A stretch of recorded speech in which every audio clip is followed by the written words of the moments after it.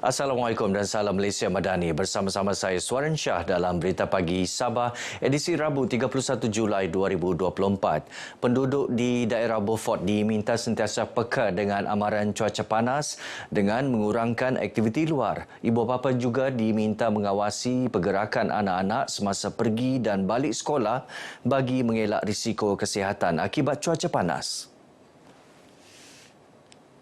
Kita cuba elakkan sebab kita cuba akan menghindar daripada risiko-risiko yang akan mengakibatkan kemerosotan kesihatan. Mungkin kita akan cuba sedaya upaya untuk menjaga kesihatan kita yang lebih baik. Dan yang kedua, sekiranya berlaku tanda-tanda batuk, demam, sesak napas, dan kita minta mereka akan cepat untuk berjumpa doktor, hospital dan sebagainya untuk mendapat perawatan. Datuk Ruslan yang juga adu nomadan menyatakan demikian kepada pemberita di Beaufort. Menurut kenyataan Jabatan Meteorologi Malaysia, Beaufort menjadi kawasan di Sabah mengalami cuaca panas tahap berjaga-jaga yang boleh mencecah suhu sehingga 37 darjah Celsius. Terdahulu, Datuk Ruslan memaklumkan projek penanaman padi secara komersial bakal dilaksana di kawasan seluas 80 hektar di Beaufort. Pelaksanaan projek melibatkan kerjasama Pertubuhan Peladang Kawasan PPK Beaufort, Jabatan Pertanian dan penduduk kampung. Perbincangan terperinci akan diadakan bagi mempertimbangkan pelbagai perkara meliputi kajian lapangan dan cadangan pembinaan kemudahan infrastruktur. PPK Beaufort mempunyai keluasan sawah padi yang sedia ada yang terbiar dan juga kawasan tanah kerajaan yang sangat luas yang boleh dimajukan untuk penanaman padi. Kita akan cuba mengadakan perbincangan untuk merangkas satu plan untuk kita memulakan satu projek penanaman. Datuk Ruslan ditemui pemberita selepas merasmikan Mesyuarat Agung Tahunan kali ke-46 tahun 2024 PPK Beaufort. Projek penanaman padi ini antara inisiatif mengurangkan kebergantungan terhadap import beras selain menjana pendapatan dan mewujudkan peluang pekerjaan. Buku Op Daulat Tan Duo bertajuk Brigade Sabah Pasukan Gerakan Am Membanteras Pengganas dan kolom kelima di Kampung Tan Duo Lah Datu merupakan karya penting yang mengungkap fakta sebenar operasi tersebut. Pelancarannya disempurnakan Ketua Menteri Datuk Seri Panglima Haji Ji Noor di Menara Kinabalu. Bercakap kepada pemberita, Pesuruhjaya Polis Sabah, Datuk Jauti Dikun berkata, pendokumentasian buku setebal 1,312 muka surat itu dibuat tahun lalu dan siap dalam tempoh 8 bulan. Ia dilakukan dengan kerjasama Jabatan Arkib Negeri Sabah dan dicetak dalam 3 jilid. Pendokumentasian ini dibuat berdasarkan cerita sebenar. Kita mengambil saksi-saksi, kita mengambil pegawai anggota yang benar-benar terlibat di dalam ops daulat ini supaya kita mengetahui apa sebenarnya yang telah berlaku. Kita tidak mau nanti mendengar sebelah pihak. Bagi Pengarah Jabatan Arkib Negeri Sabah, Shirley Sion, penghasilan buku itu amat penting sebagai rujukan tepat. Memang seringkali insiden ini ramai student datang untuk membuat kajian sebab kadang-kadang ada kajian yang sebelum ini tidak begitu tepat. Jadi yang ini adalah wawancara yang tidak ditapis-tapis pula. Pencerobohan bersenjata di Lahad Datu meninggalkan sejarah hitam buat Malaysia apabila ramai perwira negara gugur mempertahankan kedaulatan negara daripada dicerobohi pengganas Sulu pada 2013.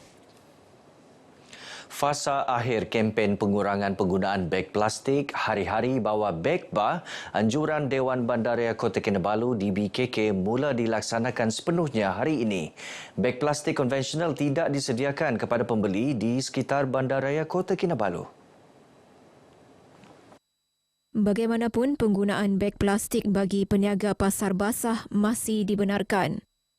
Setakat ini reaksi mereka cukup bagus, ya. Kerana mereka juga telah pun merasa ataupun sebenarnya kempen ini telah pun dimulakan oleh DWKK sebelum ini, tetapi hanya untuk beberapa hari dalam seminggu.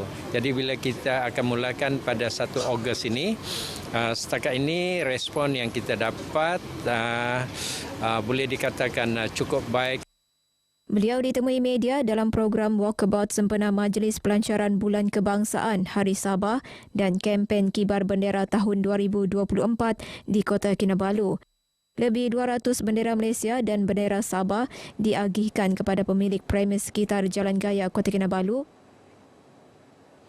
Pusat Hikmat Wakil Rakyat Dewan Undangan Negeri Dun Labuk akan memberi insentif kepada pelajar cemerlang SPM dan STPM di sekitar Beluran bermula tahun ini.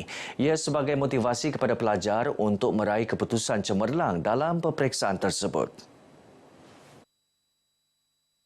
Kita akan menyediakan insentif yang akan kita fikirkan nanti. Namun demikian, ianya pastinya akan membangkitkan semangat para pelajar-pelajar untuk capai prestasi yang baik bagi kecemerlangan mereka untuk keputusan SPM dan juga STPM.